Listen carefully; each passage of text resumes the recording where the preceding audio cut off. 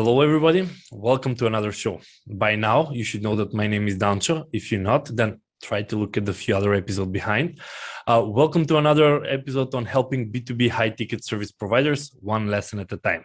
As I promised so far, every time I'm working really hard to find the best B2B experts out there in order to get the golden nugget. And I did it, of course. For today, I have Wendy Pease as a guest. She's coming from Boston, and you have to listen to this. So she is the founder of Report International, which is perfect. Then she also is an author, which we have so many things in common to talk. And the book is The Language of Global Marketing. And she's also hosting a podcast, which is the Global Marketing Show. So Wendy, welcome. Thank you, Danto. It's so great to be here. Thank you for having me. Well, if you're actually hosting a show, you know how things go, how more open and communicative you are, the more things we can go through. Yes. Wendy, for everybody that don't know, I already told the titles, but if you could just give us a short description of who you are and what you do. Sure. Well, I'm actually the owner and president of Report International. I wish I could say founder, but there was a wonderful woman who founded the business over 30 years ago, and 17 years ago, she was ready to move on and do something else. So I bought the company, and we've grown it every year since, and made another acquisition about 6 years ago. And I've got a fabulous team right now that really focuses on quality. For the last 10 years that we've been tracking, we have 100% on-time delivery, and we have 100% satisfaction guarantee on our services, which are written translation services and spoken interpretation services. Anything from websites to brochures, legal contracts, HR communications, anything really high quality written, and then interpreting can be Zoom meetings or in person, telephone, so any format. Yeah. And Wendy, I'm really curious, as you're saying, 100% customer satisfaction. I know that when in the translation work, you're depending on too many people on too many different languages. So I'm really curious, how do you actually control or ensure that the quality is perfect? Excellent question. So many people feel like, well, if I don't speak the language, I can't proof it. So I don't know if it's going to be good quality or not. So therefore, they go off to Google Translate, or they just find somebody who's bilingual. But if you speak another language, you know that there's different levels of literacy that you can have in a language.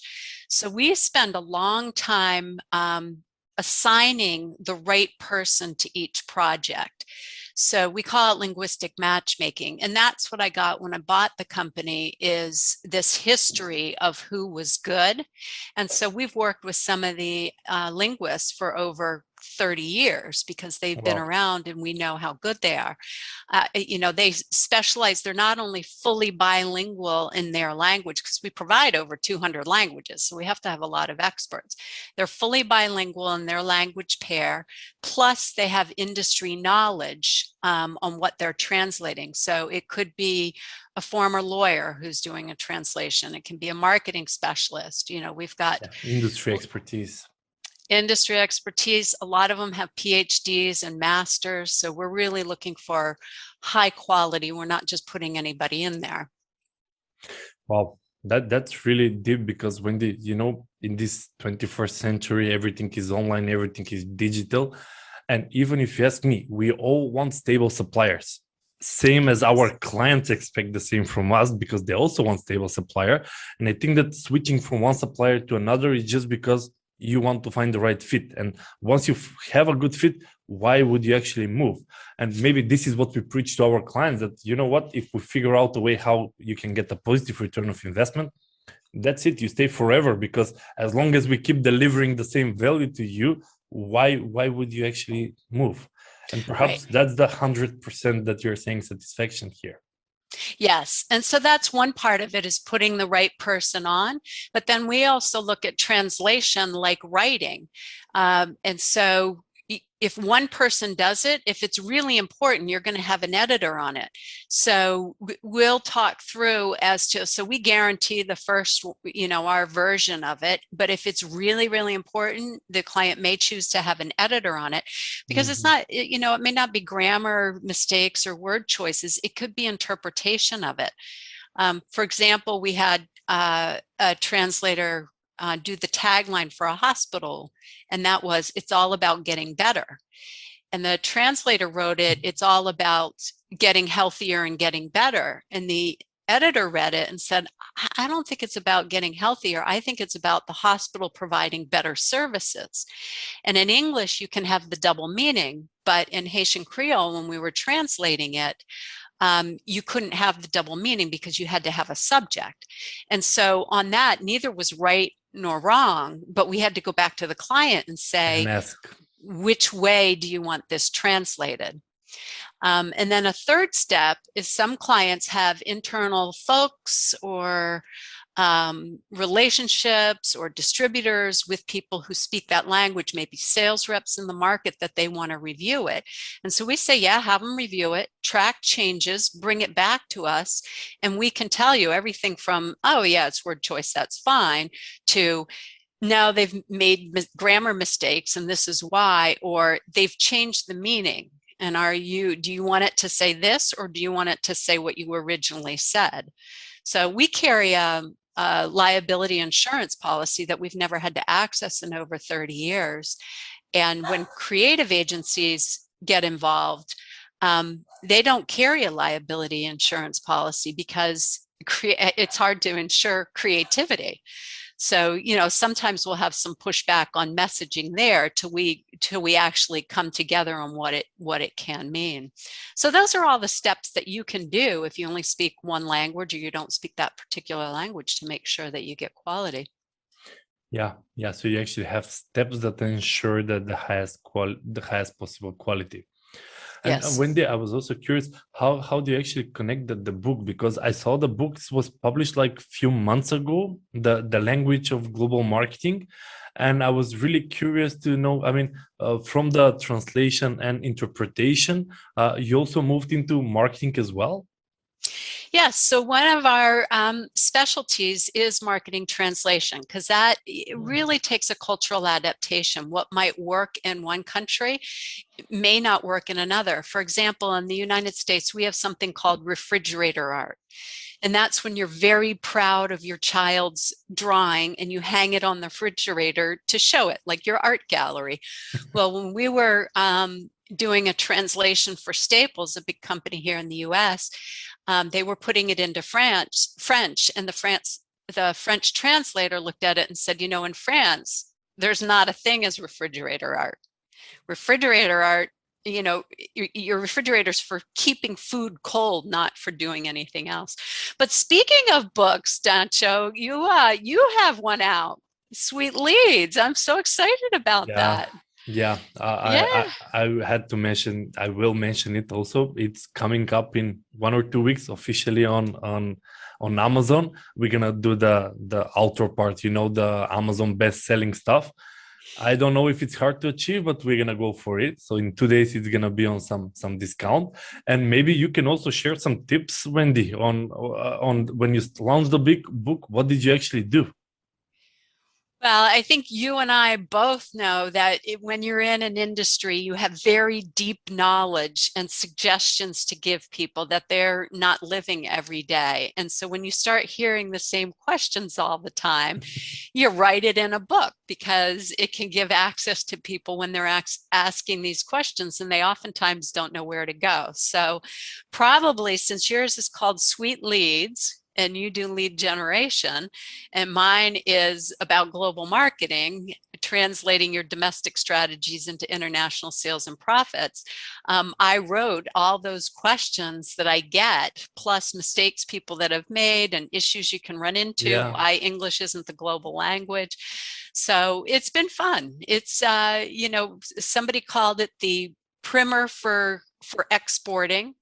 And I found out last Friday that a professor is going to use it in one of his marketing classes at a university in Canada. Wow. So it I is a know. business book. It's not just for companies, but it's also for the academics. I wish I'll get there, but slowly, eventually. I'll read the book and let you know, but I'm sure they're starting to teach sales at universities. So and you're a hot topic. Yeah, especially B2B. It's really a niche in a niche in a B2B environment. It's always a less covered because I don't know, B2C is a bit more sexy. And honestly, when you said now international, from domestic strategies into international, is it more for products or is it more for services? It's both. Services are the biggest export from the United States. And so I think that's often overlooked. And so many companies think you have to have a product that will go. Yeah. But if you have businesses or services, think about if they could be sold internationally. And most of them can, unless you're like a dry cleaner, or I can't even say restaurant, because I know a lot of restaurants that come up with a unique product and then they sell their products online internationally. Because say you come to Boston and you try something and you want to order it again, you can put that online and sell it. Yeah, and then you have chains. There's so many chains that are international. So really think through of what you could put online, because it all feeds off each other. Yeah. No, you have a product that ends up selling online that becomes popular and it started in your restaurant, then you can have people come back. But there's all sorts of like marketing companies. They can be selling internationally. They should be, because they could be talking to all their clients about their products and services, how they could be going international. But I think so many people are afraid of other languages and cultures that they don't think about starting it. Nice. And consultant, speaker. I know you do B2B lead generation. We were talking about trainers, consultants, speakers. I've seen more of an interest in that because people travel internationally to provide all their services. So, all you have to do is take your website, put the little globe icon up on top, the drop down to the languages, and then you can do a landing page. You don't have to do your whole website, but do a landing page and optimize it for the countries that you want to go to and train in, or that have a need for your services. It's huge. Yeah, no, you had a great point. And perhaps, Wendy, that was actually my main motivation why I wanted you on the show, because we work with a lot of high ticket service providers, and whether it's a software company or consultancy or training or coach or even marketing and sales agencies. And, when we touch the topic of growth, it's always like, well, I don't know, it's risky. What if they don't like me? Okay, that's more for the consultants. But, the language barrier came up several times as a topic. And when I saw that you're really not just the translation, but also from the marketing aspect and how your whole business is positioned, that, what, companies should start thinking international. It doesn't mean that they're going to become corporations overnight, but actually starting to work on different market gives them even different insights and different perspectives. Oh, yes. It's fantastic. And on my Global Marketing Show podcast, I interview people from around the world and their experiences of going into different countries and what they find the same and what they find different. And so there's such an opportunity for consultants, trainers, service providers, technology companies. Think from the start, from the very start, think globally, because I know of too many. Nature is digital. Pardon? Sorry, I interrupt you. Their nature is digital. Their root is digital, actually. Their root is digital, but if they don't build the software platform for going international, they're going to have problems later on, because like you said, they're naturally digital. And if somebody finds them online, they're going to want to use them, and they're wanting to naturally go into translation. So think global from the start. I say that to any business owner. It doesn't mean you have to do it. The other thing that I'd really recommend is so many companies from here in the US or Australia or the UK, when they think about going international, they think about going to other English speaking countries. And so you've got a lot of competition because all the other English speaking companies are going into those countries. But with a small investment of translation, you can go into another country where you're going to be unique and have a different viewpoint, and have much better returns for your efforts. Nice, nice. Wendy, I think that this is really valuable for the community, because there are talks about going international and going even to like French or Germany, and because they're huge countries. It's not like Macedonia, 2 million, by the way. I would go to Macedonia. Now that I know it's so close to Greece, it's got to be beautiful. Yeah, for tourism, we're pretty good, pretty well situated. But I was really curious, Wendy, in regards to your advice when it comes to companies, even take from Macedonia or from other small countries that want to go, as you said, okay, I can take USA, Germany, and France, because there are like 3 different languages, 3 on a different continent even. What actually they should start, where they should even start from? I mean, what would be the process there? Okay, so we've come up with a staged process that we recommend, and I talk about it in the book because it gives you a way to think about it. First, you have to think about your strategy. So what is your corporate strategy? I mean, if you're a person heading up marketing and sales and you're listening to this and you go, yeah, I'm going to go international, but you don't have the buy-in from the senior executive team, you're going to run into problems. So the first thing is you have to make sure you're in alignment with your corporate strategy. And then you have a marketing strategy. And under that, you've got your multilingual marketing strategy. So all of those have to line up. So if your global strategy, like I know a marketing agency right now that's grown phenomenally in the US. And this year they said, we're going to focus more on global marketing. And so that's their corporate strategy. So that can all fall into an alignment with what you're doing with your global marketing. Okay, and then you have to pick where you're going to want to go, how many languages you're going to want to go into. Are there countries you're already getting interest from? With all the Google metrics that are out there, you can see who's visiting your website. So start with your strategy, and build from there. The second thing you're going to want to look at is your process. What is your marketing process now? Do you have content creators? What are you putting out there? How are you getting new business in? And so you want to take that process and mimic it, but build in how you're going to make it multilingual, or where your global focus is going to come in. My recommendation is to start maybe with one language, tighten up how that process looks like, and then it's easy to replicate. What research do I need to do? How do I need to modify my persona? What content do I need translated to go into the other languages? The third prong is look at technology. Don't use Google Translate for any of your marketing translation. That really is a huge mistake, and I've got all sorts of examples that we can get into. But there are technologies that can help. Like we use translation memory. So if we do translation for somebody, we can keep that memory. And then if they have the same material that they need to reuse, we can pull that up.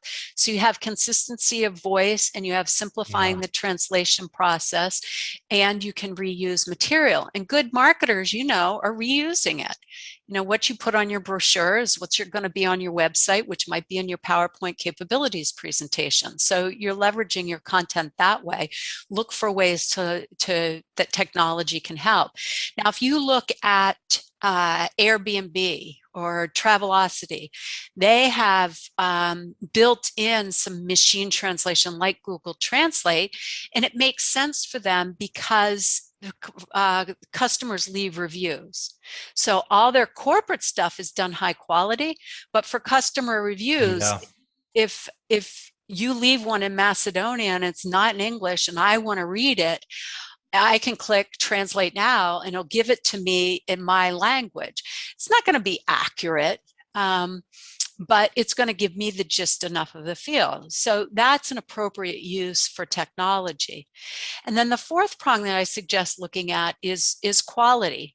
What materials have to be high quality? What materials don't? Again, a good use for Google Translate is you get an unsolicited email, you don't know what it says, you wonder if it's a business request, pop it into Google Translate and see what it says. Get the idea.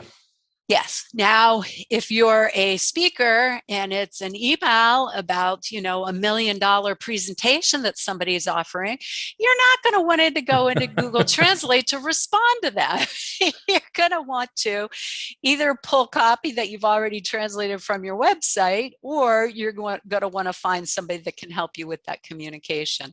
And maybe telephone interpreting at $1.40 per minute, you can get somebody on the line to actually hold a conversation and win that $1 million deal.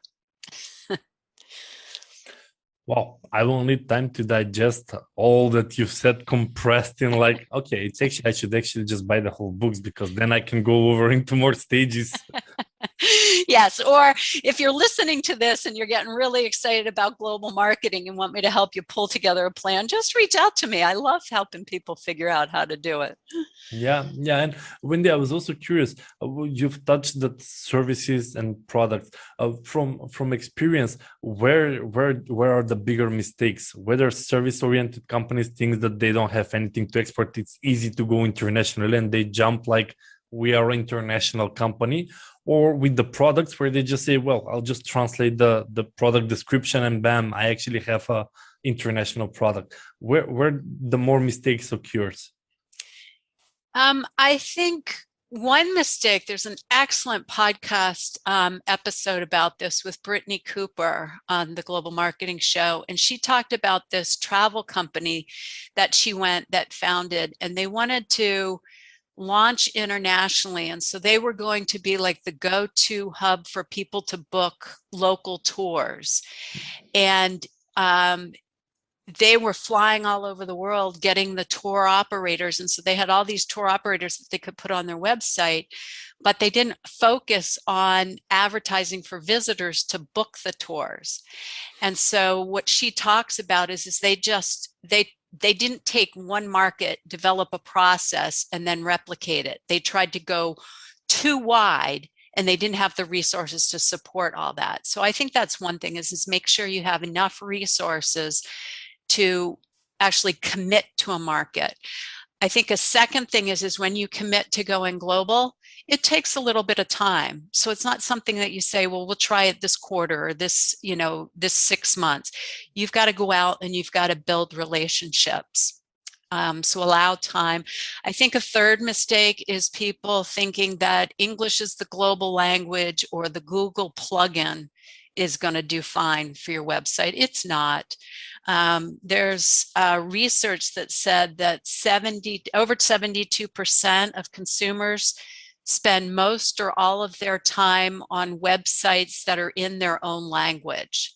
So even if you're bilingual, you're still going to choose your native language. Over 72% said they'd be more likely to buy a product with information in their own language.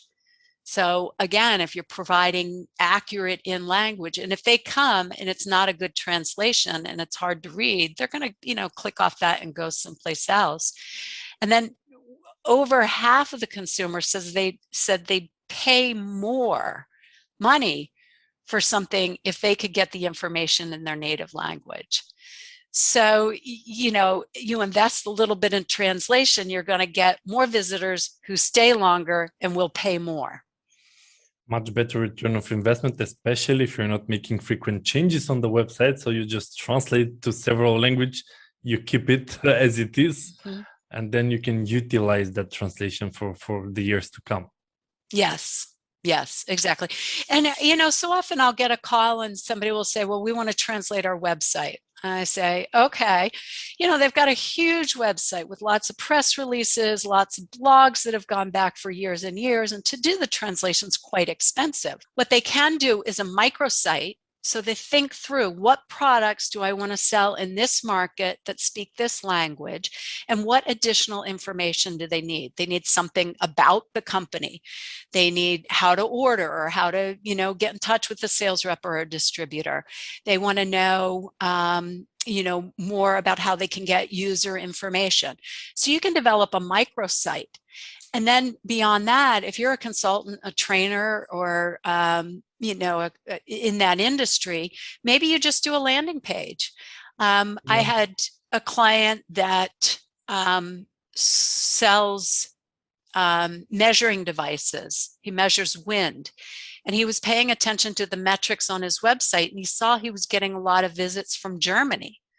So I was like, well, I wonder what's going on there. So he just put up a landing page in German, and that helped increase his sales in that market. So whole website, microsite, or landing page, affordable for everyone. Yeah, nice. No, that was really spot on. So you don't need, even if you have 150 blogs, there's no point in translating. Rather than focus on the core for that particular country or that particular language, and just work around it. Right. And then that websites, as long as you continue adding information, it stays alive for the Google algorithm to pick up on it. So look over your historical blogs, see which ones got the most hits, and then put an editorial calendar out to take one of those blogs, translate it, and add it each month if you want to keep growing Nice. activity on that site. Nice. Well, Wendy, you put some thoughts in my head now. Now I need to consider how to figure out the translation for us as well. Because no, I mean, when people say translation, you're like, yeah, it's important. People need it. And then you're like, well, why don't you have it? Well, I don't need it. Then you're like, well, you know what, how much the percentage, 70 something percent of the people prefer to buy on their languages and stuff. And you're like, wow, actually, this is quite important if you really want to show yourself as an international business, because it's not just do the salespeople know Spanish or German. It's also whether your website, your marketing activities also reflect. So yes. I think that maybe from creative part, just figuring out the block is the hardest part, but instead of immediately translating it to too many languages, you had a good point. Well, every month you can just add one more language, or every month you can just add one more block to that particular language. So it is growing organically through time. It's not like a huge effort. Let's translate everything from start. Yes. And Wendy, we are getting short on time. I wanted to ask you, I mean, I'm sure that people would figure out that they're going to need translation this way or another. How people can actually reach out to you? I am all over social media. So you can just look for Wendy Pease, translation expert, on LinkedIn, Facebook. We have a global marketing group. What's it called? Global Marketing and Growth group on Facebook. That's building up and getting more active. You can reach us at Rapport, RAPPORT, translations.com. Or you can go to my Linktree and get some free chapters of the book, the link to Amazon. So it's Linktree/Wendy Pease, linktr.ee/Wendy Pease, and it has links to all my social media, to the books, to the websites, more information than you need to know. Yeah, I actually checked that the Linktree. You even had the YouTube, the Twitter, and all your social media, which was actually smart. With one URL, you're covering. What I will do, Wendy, is I'll just put the links below the video, so if people that want it, they can just click directly on the links that they need. Usually before I finish, I wanted now to summarize, because I'm the student here, Wendy, and instead of one golden nugget, I actually figure out 5 different. I was actually taking notes. That's what I do during these meetings. It's a learning session, and if I don't learn, then why should others learn? Excellent. So if I can just go over the 5 things that I really want to pinpoint or showcase. Well, first was, I really love the part about the quality. So the golden nugget here was that, well, if you put the right people on the right spots, you can actually guarantee the success. And this is what you said, that, yeah, you don't choose anyone, but they're handpicked people with years of experience, with even industry expertise, with even academics background. So that really stick with me. The second thing that resonates still with me was that think global from the start, and that companies should look international from day one. Maybe they don't need to do it, but should start thinking about the international aspect. That was the second part. The third part, I'm not sure whether I captured all the thoughts from your framework, but one was the strategy with the 3-4 sub-strategies, then was the process, then the technology and the quality. And what I really liked was that, yeah, you don't need to have equal quality everywhere. For example, if it's a corporate marketing materials, yeah, it has to be perfect, no excuses. If it's content generated, it's user generated content, yeah, then you can afford a Google Translate or some other mechanism, because you cannot afford to translate all the user generated content. So that was really interesting. And instead of rushing, point 4 was that actually just start with one market. You're going to make a lot of mistakes. Try to learn on that one market, on that one particular language, learn a lot from that. And then when you move on the next one, you'll already know exactly what to skip and what mistakes to avoid. And the last part that I had, point 5, was that actually the website is critical to be on the consumer native language, because all the percentages, okay, I'm not a number guy, but all the percentages that you've shown actually meant that it is worthwhile investing in setting your website on multiple languages, because like it or not, as you said, consumers will like to read it on their native language, and it's far more obvious that they're going to make the right decisions when it's on their language. So 5 golden nuggets, Wendy. I was hoping Oh my for gosh. one. You really listened well. Thank you. Well, that was the whole point, and I really appreciated Wendy coming on the podcast. I really hope that our tribe, our community, will capture these golden nuggets, and of course, some of them, they will use it. They can check out your book, or they can reach out to you and actually listen a bit more how they can focus on the international market, because as you said, international market is not the US. For Macedonians, it's usually like US is a big market, but Right. it is, Europe is a big continent, and actually the whole world is quite big. And if you do it strategically, there is much more of the market that can be taken. Yes. Yes. Wendy, I wanted So right. to thank you again for coming on the show, and for everybody else, I hope that you really enjoyed this show as same as I did, actually. Oh, thank you so much. It's been a pleasure talking to you. Same here, Andy. Bye bye.